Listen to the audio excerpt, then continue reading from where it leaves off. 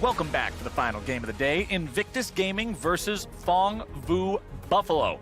The hometown favorites secured their first win in groups earlier today up against G2, one of the top teams in the tournament, and have their eyes set on the undefeated LPL champions. And let's remember, cast our mind back to the first time these teams faced. Phong Buffalo also made a good run against IG for, let's say 15 minutes. Cut the tape after that, but for the first 15 minutes looked solid. Yeah, they took down 2 Nexus turrets as well in that game, had opened up the base, and a couple of overreaches secured the victory for IG, but that was with a different jungler. Now going back to the main starter in Meliodas, had a terrific performance in the game versus G2, looking to continue that momentum into this champion select. Yeah, and for me, Meliodas is such a big part of this team's success. You know, I like that Zuhao came in, he had a couple of good looks from him, but for me, it's all about Meliodas. He's the superstar we talk about when we talk about Phong Buffaloes and how he teams up with the likes of Palette to create so many playmaking opportunities across this map. All right, let's check in on what bans are looking like now that we're done with the first 6. Rek'Sai, Galio, Irelia banned out by IG. Phong Buffalo going to take out the Tahm Kench, the Akali, and the Jace, as everybody's favorite first priority pick in the Rise is unsurprisingly locked in. Yeah, you have to pick your poison. It's going to be PVB going with leaving the Rise available. And this is one of the Shy and Rookie's best champions. We've seen Rookie play it in the mid lane. The Shy plays it also. And my worry is that it is a champion that does thrive in chaos quite well, can isolate people, and does have some good lane matchups that PVB like to go towards. Yeah, and I also just think that there's this conversation about who is the best Rise player in the world. We have a lot of phenomenal ones appearing at this tournament. My money is leaning towards the likes of Rookie. I think that him on this champion is just absolutely devastating. But you already talked about all of those matchups, the scaling potential of Rise, his fight potential, and the creativity that he can unlock with things that we saw the last time IG were on the Rift, that crazy realm warp directly onto a Baron. Well, if we're talking about popular picks, we can look across the board and see 2 more of them in the Sylas and Jarvan locked in for the side of Phong Bu.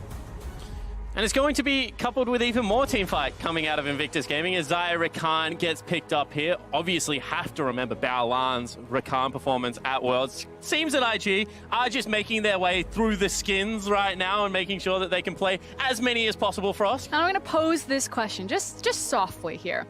Okay. We've seen Rookie Syndra, we've seen Jackie Loves Draven, we've now seen Ning's Kayn, and now you're going to see Baolan's Rakan.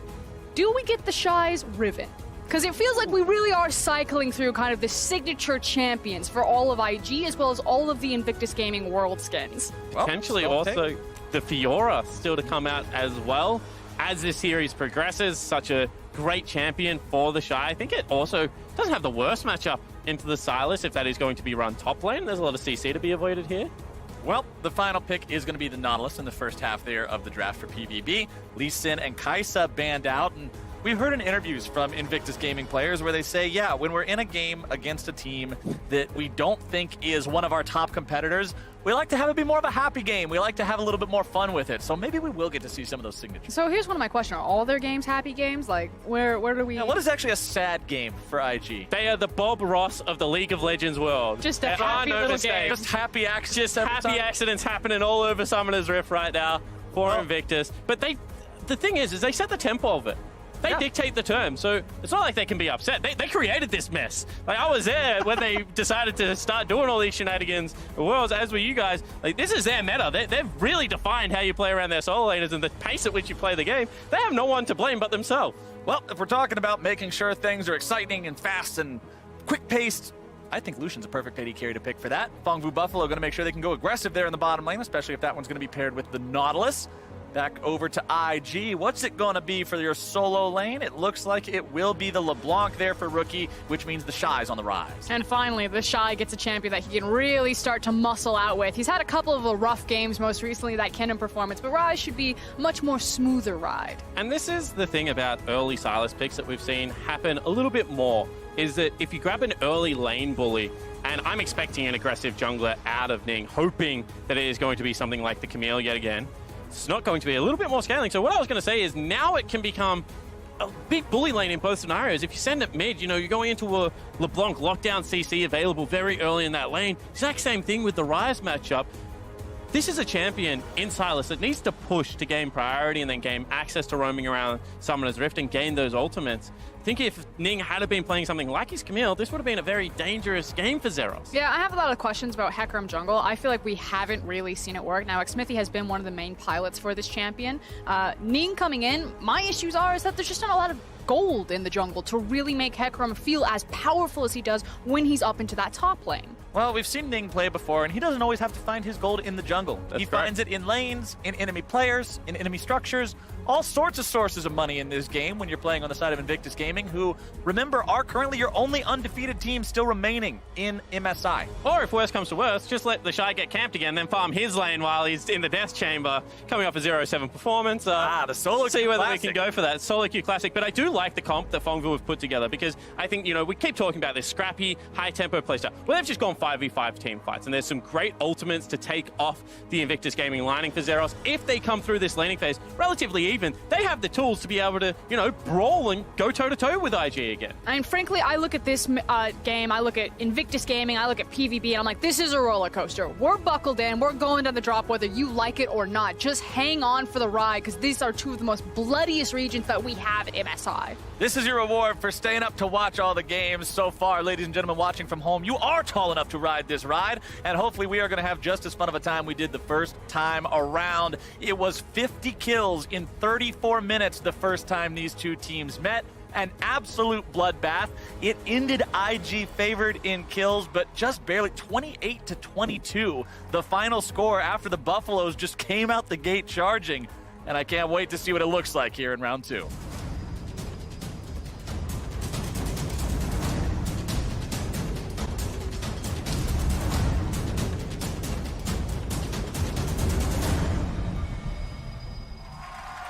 It's the last one of the day here for day 3 of MSI 2019. A rematch between Invictus Gaming and Phong Vu Buffalo. We'll see if maybe the Buffaloes can be the kryptonite for the second of the top 2 teams they've played here today, or if IG is going to continue this win streak. And you just brought it up, Flowers. Some very impressive numbers when we're talking about the bloodiness, how fight-heavy these games were the first time these two teams match. But I look over at the likes of Invictus Gaming, and unless that starts in the lane phase, when you do have a jungler like Hecarim, you tend to play the early game a bit slower. So I am looking at Meliodas on one of his signature picks of that Jarvan on a composition that has a lot of CC and a lot of different lanes to lead the charge in this early game. Because what we've seen when Phong is at their most successful is the ability for Meliodas to have early impact and then start to escort Null around. And Null on a champion like Lissandra can have great side lane impacts. They're also running 2 teleports to just the 1 of IG. So if these fights start breaking out, you have to be very aware of the numbers that can join, particularly in the bottom lane.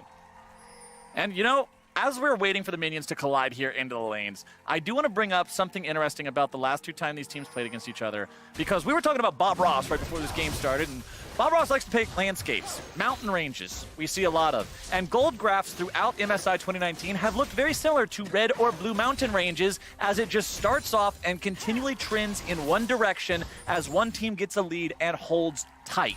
But IG versus PVB was one that was all over the place. It looked more like a cardiograph, back and forth as each team seized control at different points. And that's what I'm hoping we get here again, as Meliodas has made his way towards that top side very early. I have to say, Flowers, your ability to take Bob Ross into cardiographs was just amazing. Hell I don't even know how you pull off that sync. I'll take that. But bottom side, it's going to be Big Coral and Pallet trying to take control of the lane here early on. The Lucian, the Nautilus, 2 very aggressive, high-damage champions. But you are going up against 2 of the only champions in League of Legends literally designed to play together. We'll have to be careful about that one. It's also double cleanse come out, so a lot of respect being shown from both Rookie and Jackie Love to recognize that you're against a Lissandra and you're also against a Nautilus. And in tandem with the Jarvan, we talk about a lot of those CC that Meliodas has to play around in his lanes. He needs to make sure that he's also playing around that defensive cooldown. You can see right now, Pallet's trying to repel the potential invade from Ning. But this priority that Rookie has been able to gain over the nerfed Lissandra is allowing the split map scenario, because you can see bottom lane was pushing in.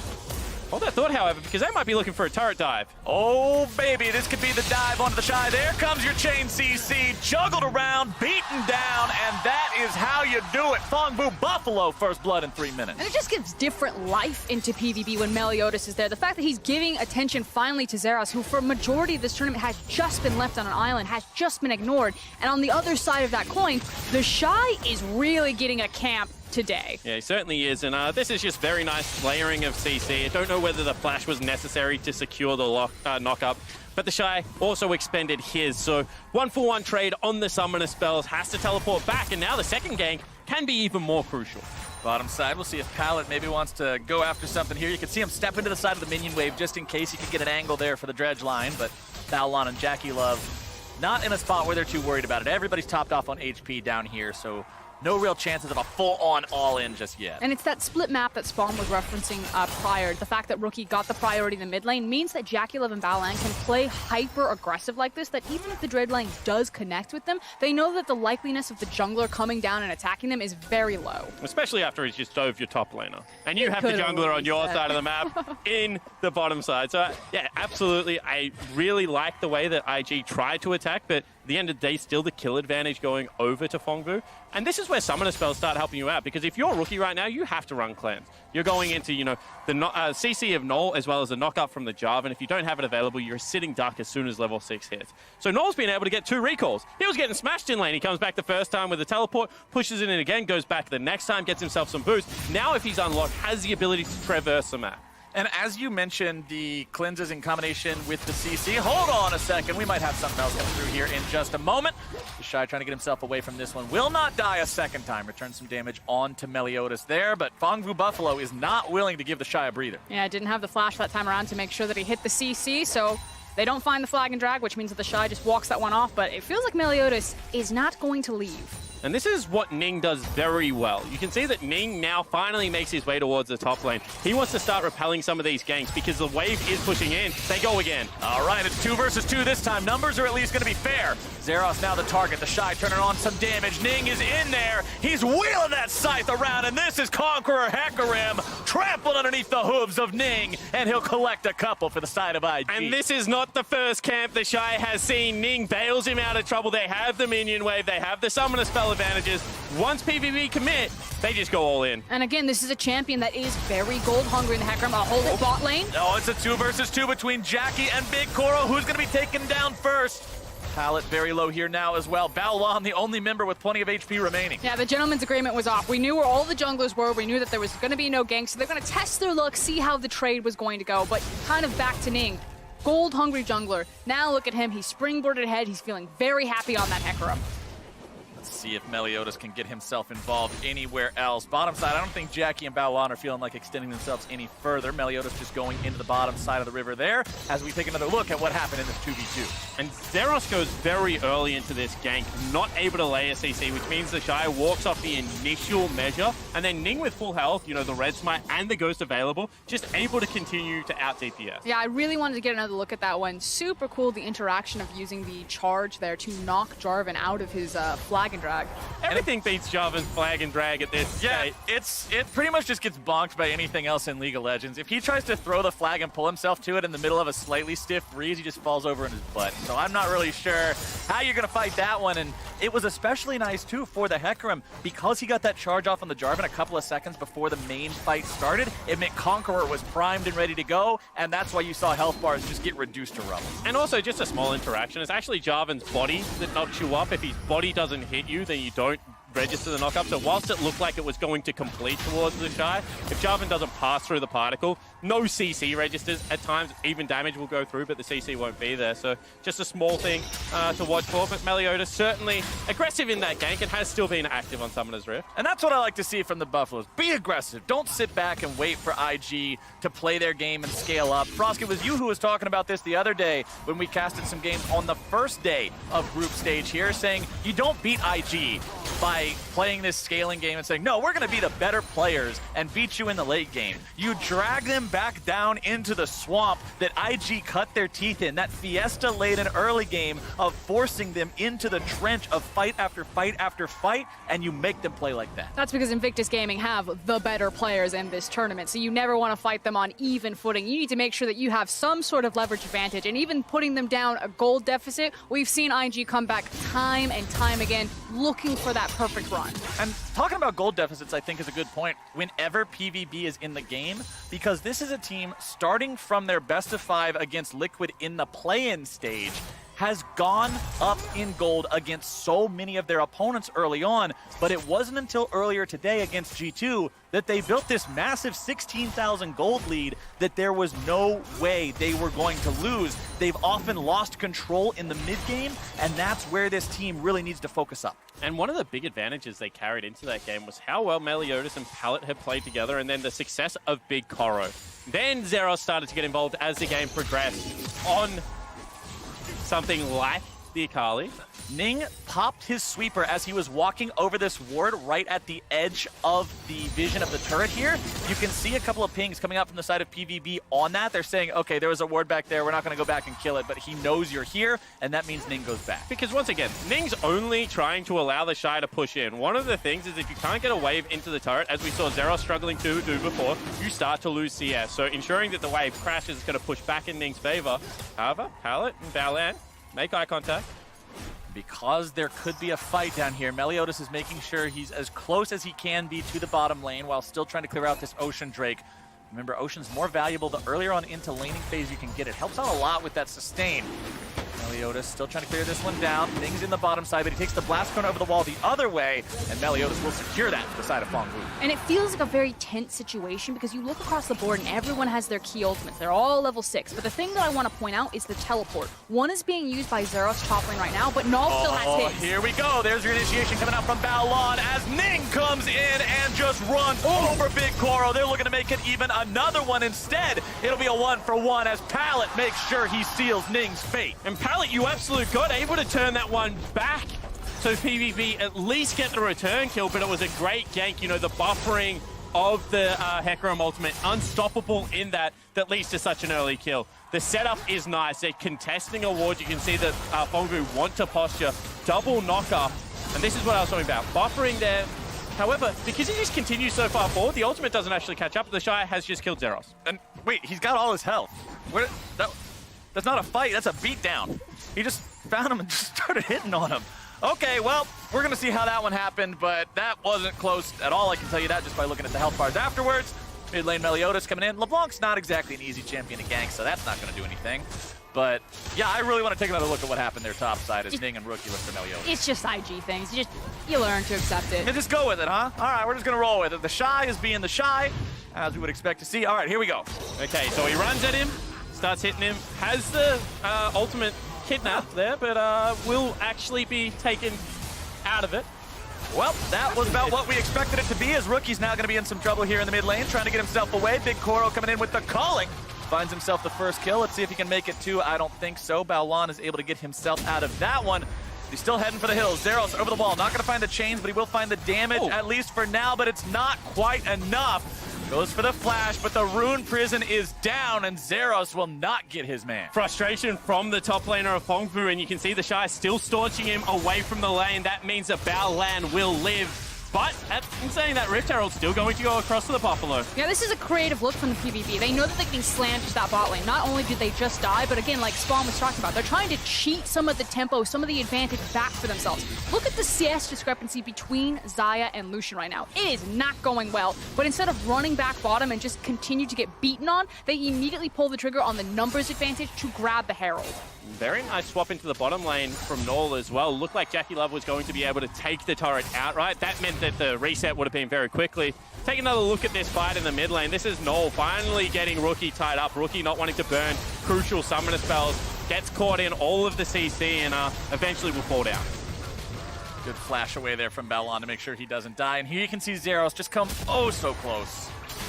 The fact that Baolan's able to just weasel his way out of this one on a sliver of health, and as Spawn was talking about, the frustration from Zeros to burn his flash trying to find something, I feel like that's probably going to be punished pretty soon. Yeah, I think that might be the case, especially given how strong the Shy currently is in the mid lane. We keep talking about the advantages, the skill checks, you know, up 20 CS, was able to push in that lane. It looked rough to begin with. But IG just continue to check you at every stage of the game and accrue these advantages. Pallet will clear out the control ward here as he stares down Balan and says, what are you going to do about it? Pallet knows he has backup nearby, so even if there was somebody coming there from IG, they would be ready for the fight, which continues clearing out CS here in the mid lane as Zeros just hovers. He's like, all right, I'm getting the crap beat out of me in the top lane. I have to go somewhere else. Let's just hover my Lissandra, see if there's something to do. Fortunately, not going to be the case. It doesn't look good anywhere for PVB except for Null, which is what I want. I need them to unlock Null from this lane, get him away from Rookie, and with this team. Zeros behind enemy line. Zeros coming in for the flank here. Let's see if they can find the lockdown they need. Shy going to be taken low, but not taken down just yet. Cullen coming out. Rookie looking to get himself away. He will be taken down. That's one for the side of Phong Vu Buffalo. Seeing if maybe they can find something else off of this one. Turret plating is still up, only for another 20 seconds.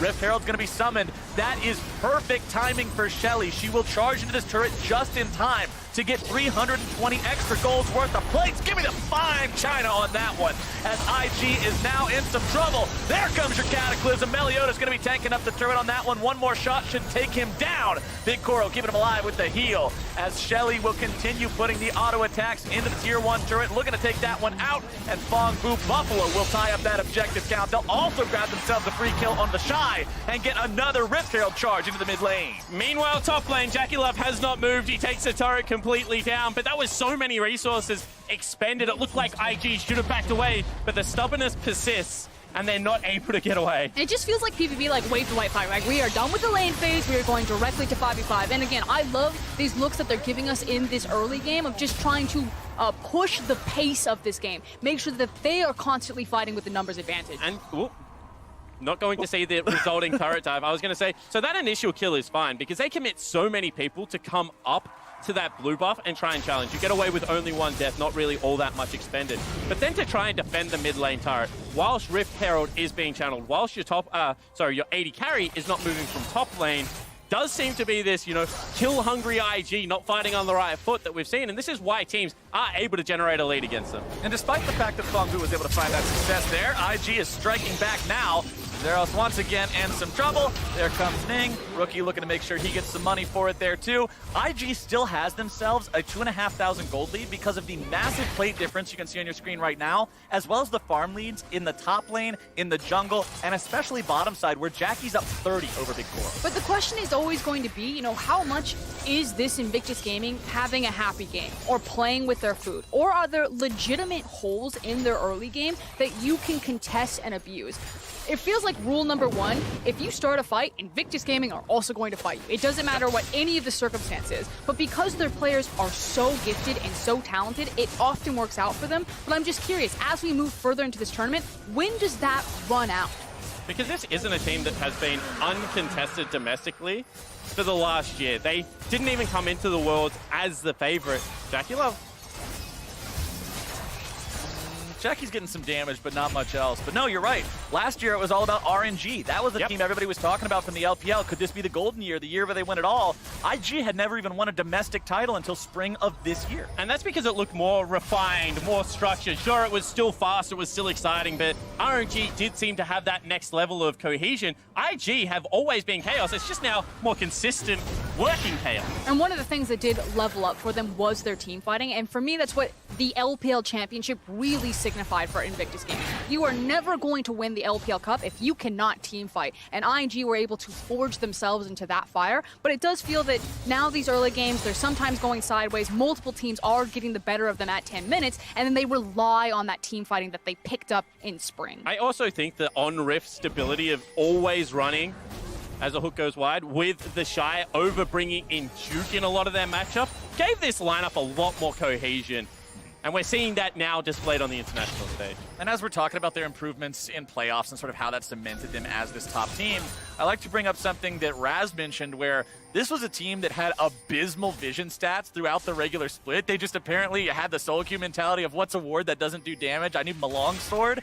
But then once they get to the semifinals and the finals of the LPL playoffs, all of a sudden their vision stats go from complete garbage to fantastic, and they top the table. I'm going to be real with you. They play a lot of games, so when playoffs comes around, you see a sixth gear, and unless you have that sixth gear, that separates the great LPL teams from the average ones. Big Koro's now going to find himself on the receiving end of some damage as IG will take down that final tier 1 turret on the side of Phong Vu Buffalo. Keep themselves around that 3K gold lead point. As we can see, everybody's got summoner spells just about up as well. The Shy needs to wait a little bit longer for the flash, but Ning's Ghost just became available once more, and considering that's a Hecarim with a level 2 ulti, initiation potential is big. You can see Null starting to try and hunt out Rookie around the map right now. Courageous from the young man from the VCS. Trying to take on the best player in the world and, you know, continuing to push into him because, as Vedius keeps telling me, at the end of the day, the champions only do what the champions do, and at this stage of the game, you should be able to push in as Lissandra. And I also feel that they need to play around Null more. I like the fact that he is kind of peeking in. You know, he tracked Rookie up through the jungle. He then followed him down to that bot lane. I really want Meliodas to pair with Null, to unlock him, to get him into some of these side lanes or work with him. Because that's the thing. If I'm Rookie and I see a Lissandra just walking at me, I'm not just assuming it's a Lissandra. I'm assuming the cavalry is within touching distance. There's so much lockdown in the kit to be able to generate threat on the side lane. And because, once again, 2 teleports available on the side of Phong Vu versus only the Shies for Invictus. As these summoner spells are all up, as we've had, you know, that stability throughout the mid game, it means that objectives are much easier to set up. PVB looking to steal away that blue buff. Meliodas going to manage to get that one with the smite. Denies it from Rookie, so he's going to have some mana issues here if a fight breaks out immediately.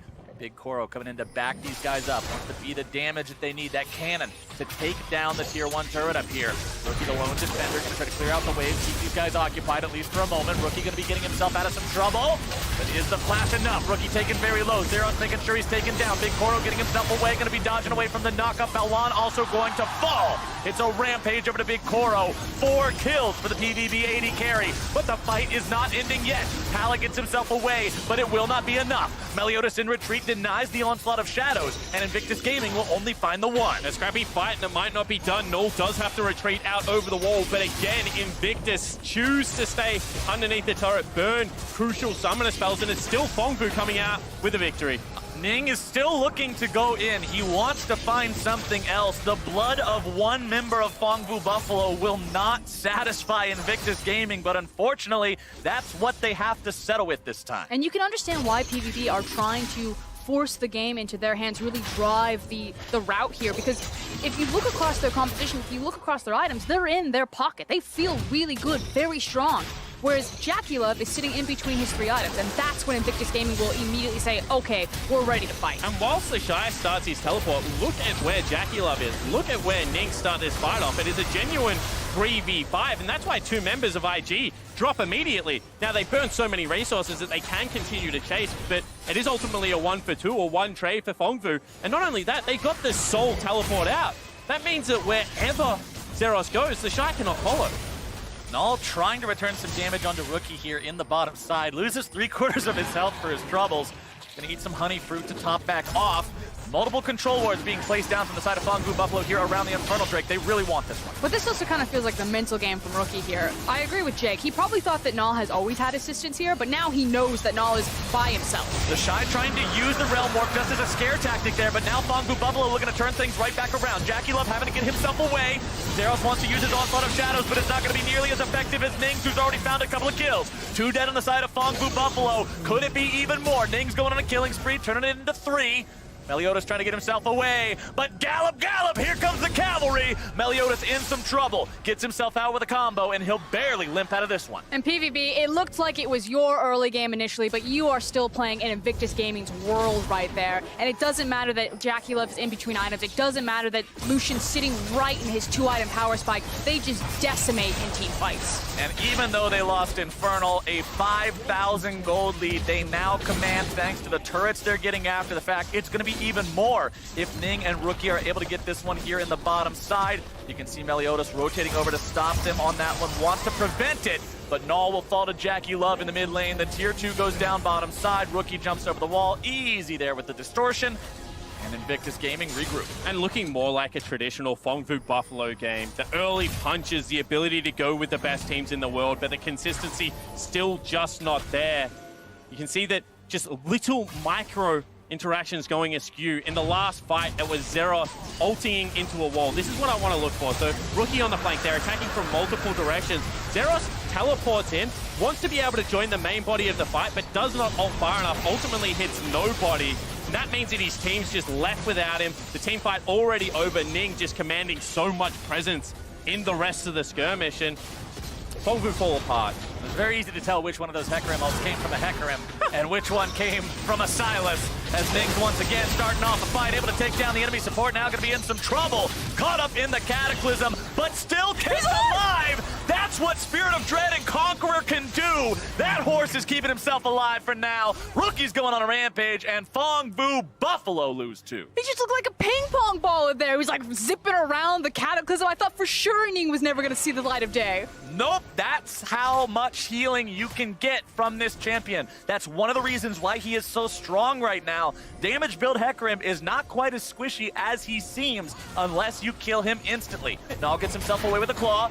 Big Koro in some trouble here. Chains are going to connect. Bellon coming in from the side, looking to find the knock-up. There he goes, up into the air, and there he goes, back into the ground. Unstoppable for the IG mid lane. Great prediction there out of Bellon as well. You can see that this is starting to really enter IG territory. They're comfortable with the pace of the game, and every single time just eking out advantages now. And at this point, they are now comfortable with all of their items. The fact that Jackie Love's completed the Infinity Edge, they're going for the fight. They want to end it. Oh, Pallet, that's not where he wants to be. Jackie Love will find yet another kill. Baron is on the table. Invictus Gaming is all around the pit, and things are quickly becoming impossible for PVB. And this is the evolution of the LPL game. In years previous, this would have been hit the Baron, started as quickly as possible, force them to come with it. This time it's shut out vision, bait it, get the secondary pick, force them away, ensure it is uncontested and close this game out cleanly. Whilst IG aren't showing the full arsenal in their playbook, when they turn it on, still checking off the right boxes. As we take another look at how all of this one started, it is Ning leading the charge classically on the horse. He is a very fed Hecarim, I believe also has some armor to his name, which is partly why he can't be taken down so quickly. And then you called it, Flowers, the fact that he just gets so much back. Conquer is a silly route. It just looks ridiculous to see him sprinting around that circle. Sprinting and rapidly spinning the stick. Every half second or so, it's another spin, another heal. This champion is able to keep himself alive through that, and that means 5-1-5 for the jungler, sitting pretty, up 30 CS over his opponent, taking over this game. His team 10k ahead, and his mid laner on the hunt for the enemy ADC. Damage coming. All right. Sure. You respect it, but you hate to see it happen. Lucia turns around, guns blazing. That's like Indiana Jones. That was exactly Indiana Jones, actually. He tried so hard to make that look stylish, and instead he just got completely taken out. Let's see what Invictus Gaming are going to do now with the man advantage for the next 15 seconds. Looks like they're kicking in the front door to the Phong Vu Buffalo base. Inhibitor number 1. See you later. Inhibitor number 2 will likely come under fire here soon as both side lanes are under pressure. The Shy in a 1 versus 3. He's pretty far ahead, but I don't think he's far enough ahead to do a whole lot here. Gets out with the Realm Warp. He tried. Gave it the good old college try. Not quite where he wanted it to be, but now the backup is here. Ning's coming in trying to finish off Zeros. Won't quite be able to find him though, but Zeros says, no, you tried really hard for that. I'm going to give it over to you. And Ning will not be able to find any more. However, now it's the rest of IG. Jackie Love pulls back the feathers. He's going on a killing spree. Bellon's down to about 100 HP. Meliodas going to be taken down. Bellon will fall, but it means Jackie's going to get yet another. It's an ace over the side of Invictus Gaming thanks to the mid laner. And now they're just pushing down mid. It should just be the game. You can see 2 members of IG still left up and available, but no creeps just yet. 12 seconds on Big Koro. See where they can end it. I always hate when you have this Baroned up cannon minion and he's the only thing there. You just want to push him. Say, get in there. I need you to tank this. Go take the backdoor protection off, but Big Koro's Gonna up. happen this time. Big Koro coming in. Maybe he can defend this. Is this the hero play? The culling comes out. Big Koro is going right back into the fountain one way or another. Invictus Gaming need a couple more auto attacks, and they will remain undefeated today. They'll put an extra kill in their pocket, and they'll take down Phong Vu Buffalo. Now, Big Koro did run back to the fountain, but this time around it was on his own terms. Yeah, Rookie exactly. didn't get the last laugh. He's leaving how he wanted to in that last fight, but ultimately, it's Invictus Gaming walking away with that perfect record still intact, still looking like the best team in the tournament, and still having fun in a lot of their games. Another very happy game for the Invictus Gaming lineup. In saying that, I do want to give credit to Phong Vu Buffalo. Again, another good early game. I like the change of the junglers. Meliodas has come back in to this lineup refreshed and had a very impressive early game still in this tournament. And this now makes that battle for fourth so contested. Yep. Not necessarily in PvB trying to punch their way into it, although you never know, anything could happen. But for TL and for Flash Wolves, PvB are in a situation where they might not exit into the knockout stage, but they can definitely be the team that determines who does. You must have consistency. You cannot overlook this team. I mean, if Flash Wolves or Team Liquid drops a game to Phong Vu Buffalo, which could very easily happen, that throws a wrench in the plans. All of a sudden, now you've got to take a win off of one of the big three instead. That becomes very difficult. It'll be a very fun next couple of days to see once this gets rolling. We do only have 2 more days of play after this. Remember, MSI group stage is only 5 days long. 4 games left to play for each team. Exactly right. And, you know, whilst we can say that PVB might decide who gets out of this group, IG look right now that they get to decide whether they go undefeated in this group. They just are able to turn that switch on. You know, in years past, you've always questioned, you've come in a little bit lackluster. Can you hit the switch mid-game and roll teams when it counts? And this IG lineup seems to be able to do exactly that. And to me, that says a lot about the importance of getting second versus third and the importance of the G2 versus SKT contest right now. Because second versus third, second means IG can't pick you. You don't have to ever play them until the finals. But third means you could potentially be... You just never play them. You don't show up. It's just like, all right, we're not going to be there if you guys are there. I mean, I'm not going to show up to the game, but IG gets their pick, or whoever gets first, looking like IG right now, does get their pick of third and fourth place. Obviously, you're not allowed to choose second. Getting second is very important when one team looks so dominant compared to everyone else. And for SKT especially, this is a team that plays themselves into form. We saw an MSI in 2016. RNG looked like they were the team to beat. SKT, disastrous group stage. They played themselves through that Flash Wolves performance, I believe, and were able to make the grand final, and then were just able to, you know, destroy. No, actually, they went through RNG in the semifinal. They just heated up so quickly. That was the they were able to get CLG. there. That was the CLG final. CLG. No, I try to forget that one too. It's all right. We're done here for the day, though, in terms of the casting desk. More games tomorrow, but for more on today's action, let's head over to Dracos and the boys in MSI Cooldown. Welcome to MSI Cooldown after day 3 of groups. I'm Dracos, these are the boys, Raz, Yeah! Let's go. You're get over here! Are we meeting in the middle? Yes. I thought Raz was There we like, go. Raz, you're just like gonna keep it a foot away from Kobe. You're like, Kobe, no, you have to come to me. Clean execution. Look, all right, it's our first day together. We're working on it. Of course, we did just come off of a yet another IG game, I think is what we can call it, where there are brief glimmers of hope. You think maybe, ooh, Phong Vu Buffalo, they're showing us a lot of things, but then IG do IG things and absolutely take over. Of course, when we look back at the series, I think right now it feels like IG are just in a position of absolute dominance. It's real fun to track this team because it always really stems in the 2v2 in the top side of the map. This time around, counter gank comes through from Ning, is able to just, I suppose, clop all over them. Like Clop? Yeah, it works. That's a good adjective. I mean, overall, I just enjoy watching this team play. Consistently, Ning always hovers towards the top side of the map. He has the highest jungle proximity of, in the tournament, I suppose, in the top lane. So he understands the Shy is the one you want to get ahead. And I like how, they're fully embracing it. They talk about themselves how they try and have these happy games.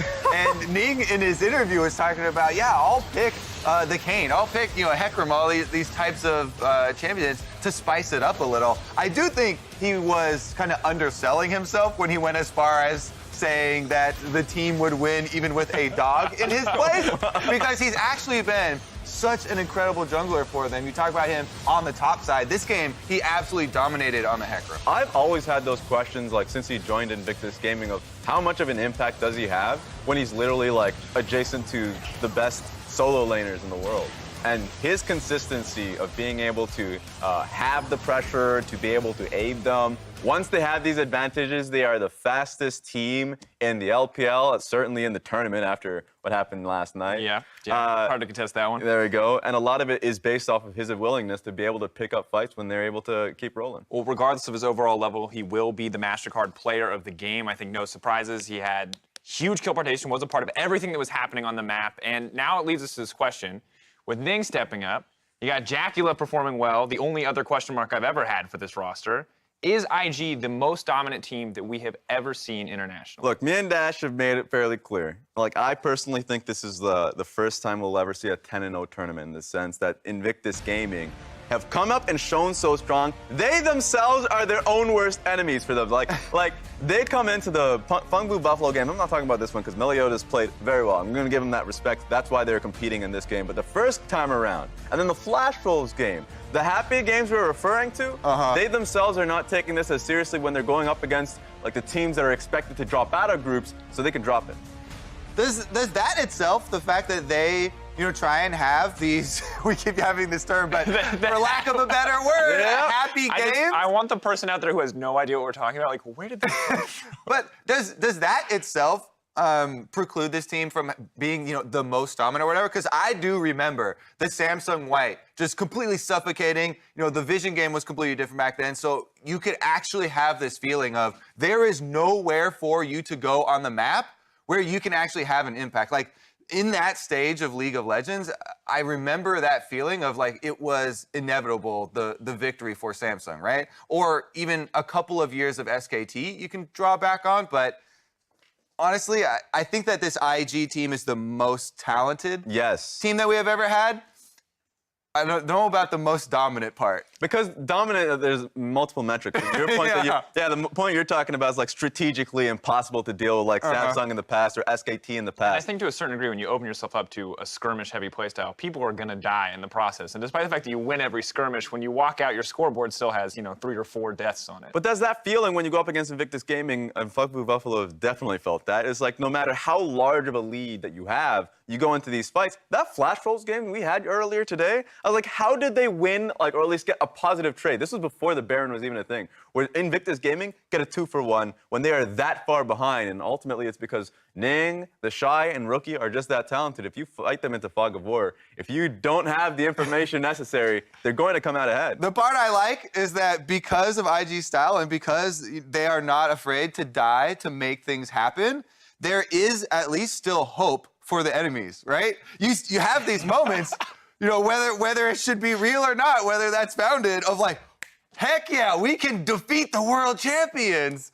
And so I don't know, that sort of life to me makes the games more exciting, but also kind of makes me side with a couple of the older teams. Yeah, and also makes me scared for the future. I feel like until either for us, Kobe, NA or EU are like actually hitting the Nexus, we'll be like, it's just a happy game, it's just a happy game, it's just a happy game. Like, cannot believe it. The fun fact for everybody out there is when you look to the SKT in the past, or even like for chance the Samsung in the past, you're like, there's the one old player, Hart from Blues, an older player.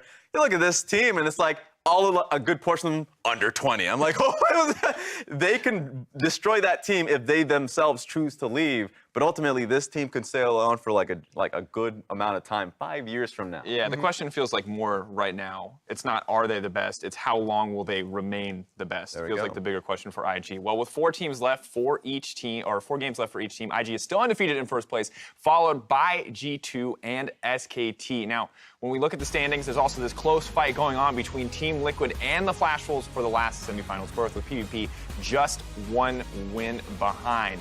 And I think when you look at it, battle for 4th place. I didn't think it was going to be a thing, but it is a thing. After today, it is very close. Honestly, today had me a wee bit sad, fellas.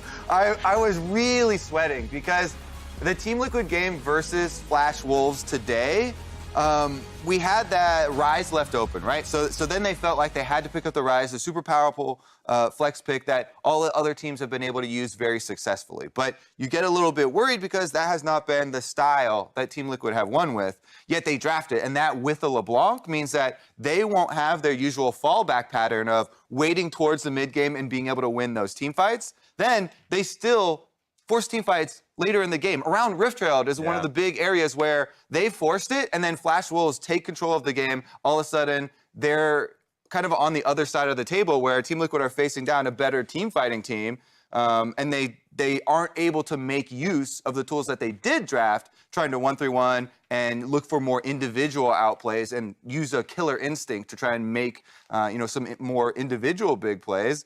And Flash Wolves come away with a well-earned victory, which makes me so scared for Team Liquid, and kind of that fourth spot is definitely up for grabs. And it's justifiable, right? When we come into this tournament, we expected 5th and 6th was the fight for Phong Vu Buffalo and Flash Wolves, not moving up into 4th. Team Liquid, we thought, yeah, maybe they're a little bit below the top 3, but they should be close. I'm curious. Something I've heard a lot today is that Team Liquid, if they don't have double lift set up to carry, they cannot win a game. Do you think that's fair? My point on this one is I think that a lot of it is that they put too much pressure on themselves internally. Like, that's what it feels like every single time a Team Liquid comes into international events. Like, the aftershock point that we either make, or Smithy, like, just the small mechanical errors that we see that's very uncharacteristic of the team. And, of course, they're changing their styles because it almost feels like, to your point, that this is the one way they can win, when they have multiple carries like Jensen and Impact have been balling this tournament. So we'll have to see, and hopefully the team can refocus going into the next few games in the tournament. Now, on the opposite side, Flash Wolves, this is a team that maybe not as happily for you because they're looking very good now, Kobe, but on the back of Team Liquid, this is a team that has risen up. Team fighting proficiency was something that we knew that they had in their back pocket, but this feels like the first day where we've really seen it come alive. And I'm just honing in on Boogie.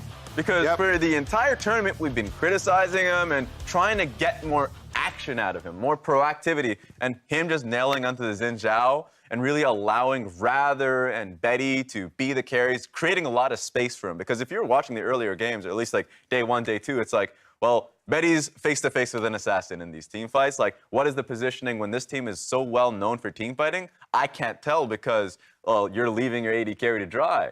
And Rather hasn't been performing in the first few days, and today, at the very least, he was hitting it hard, or at least yesterday when it was his game when he went up against G2. So it's nice to see the carry starting to perform. It's nice to see the facilitators actually putting out the pressure. Yeah, I really like that you start with Boogie, because junglers at this tournament have been incredibly important. So it was essential for Flash Wolves that Boogie stepped up today with the Xin Zhao back-to-back picks. It really just changed the face of this team. They're able to get to that team fighting phase, and pull out these victories. So it's definitely looking like a good race there for our 4th place. Definitely the case. Well, we continue the second round robin tomorrow, starting with G2 versus Flash Wolves. Of course, the Western teams will get a chance to prove themselves against IG as the LPL champions look to go 8-0 before the last day. But I've got my eyes on all the Liquid games and all the Flash Wolves games right now. Honestly, same. Even more than usual here. Like, it's just, I'm on the edge of my seat because I was really holding on a lot of hope until the games today, and this is the first day that really kind of shook me. What do you think it was about today, Kobe? Before we sign off for the evening, what do you think it was about? Because I want to hear this, right? Because I think you have been the diehard. You've never doubted them, and this is the first time I've ever heard you really doubt. I feel like an NA team. Yeah, I mean, it was definitely the way that they lost, where them drafting into this style is like, okay, you know what? They must have practiced this, and they're looking at executing around the strong champions that they have drafted, and then for them not to be able to do that, and them as soon as they start, honestly, that Rift Railed, when they started that up. And Flash Wolves had all teleports ready, and they join, and then they fight the 5-on-5 at this like early stage where they have the possibility of using some of the best split pushers in the game and going for picks. It definitely worried me. It hurt. All right. Well, thank you for the very personal insight there. Well, thank you, Kobe. Thank you, Raz. So for myself, the casters, and the entire broadcast crew, thank you for watching, and we'll see you tomorrow for more of MSI 2019. Good night.